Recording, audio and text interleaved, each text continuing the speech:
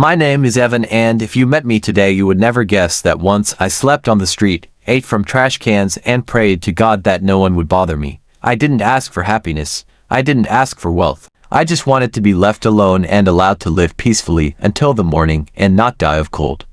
I was 16 when I realized that no one was waiting for me in this house. I was not needed by either my mother or my father. Their faces became like walls, cold, gray, silent. I no longer heard my name, only reproaches, only disgust. They said that I was a disgrace to this family, that I was not the right person, and that there was nothing in me except problems. At first I tried to earn their attention. I did everything I could, worked part-time after school, brought home little things, helped around the house, cleaned, washed, even cooked. But with each passing day I saw how my mother's eyes looked through me, and my father simply stopped saying hello.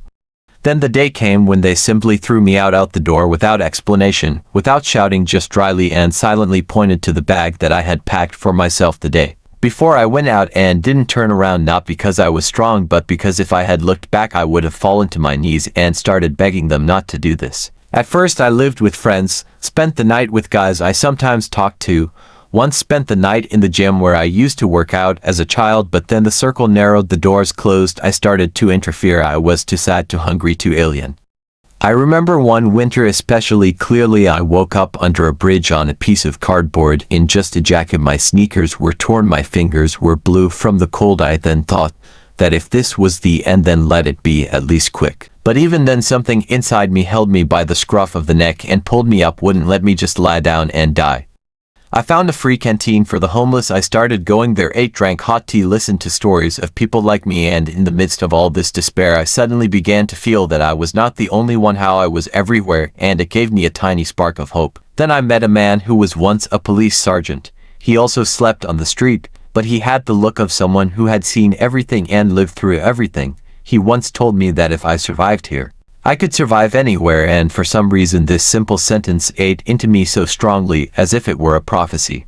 I began to go to the library more often just to warm up, and then I began to read first magazines, then articles, then books about crime, about psychology, about police work. I don't know why, but it drew me and I began to dream. It seemed stupid to me then. What kind of policeman am I if I can't even get a job at a car wash? But the dream was growing inside and I couldn't suppress it.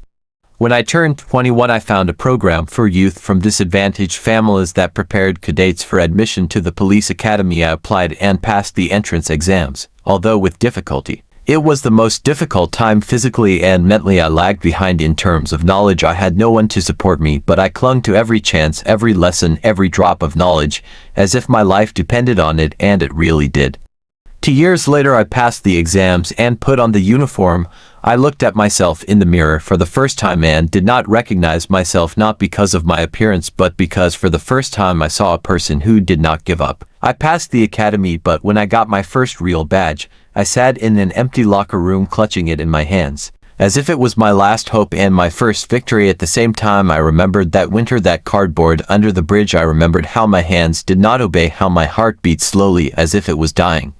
Now I walked the streets not as a person with empty eyes, but as someone who was ready to listen, someone who understood what it meant to fear for your life simply because you are not needed.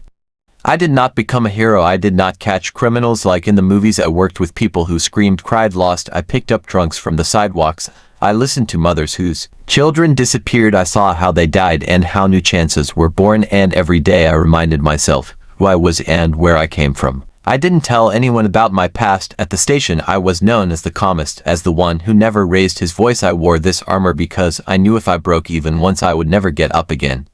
A few years later I got a promotion. I moved to a small house on the outskirts, got a dog that looked at me as if I was the center of her world, and in these simple things I found what I once looked for in those people I called family. One day a letter came. It was written by a hand I hadn't seen for many years. I recognized the handwriting right away. It was my mother. There were only a few lines. They said that her father had died, that she was now alone, and that if I still remembered them she would like to see me.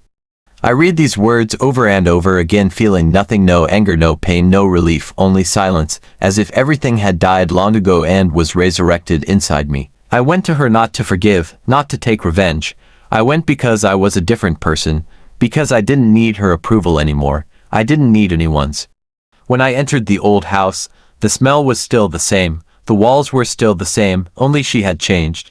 She became smaller, quieter, older, and when she looked at me, I saw fear in her eyes, because she didn't know who I had become. I sat in the same room where I once cried on the floor and asked for nothing but love. Now I sat in a uniform with a badge and knew that I had not been through everything in vain. She spoke slowly, telling how my father could not forgive me, how she was weak, how everything went wrong. But I listened not for her sake. I listened for the sake of that boy in me, who could finally hear that he was not guilty. I left without leaving a number, not out of malice, but because I knew everything was over and now I could live on. Many years have passed since then. I still serve. I still lift up those who fall and tell them that everything is not the end, because I myself it's over, because if you breathe it means you can start over. I didn't build a family, but I built myself. I haven't forgotten the past, but it doesn't control me anymore. And now when I look at myself in the mirror, I don't see a policeman, not a former homeless person, not someone else's son. I see a person who survived despite everything.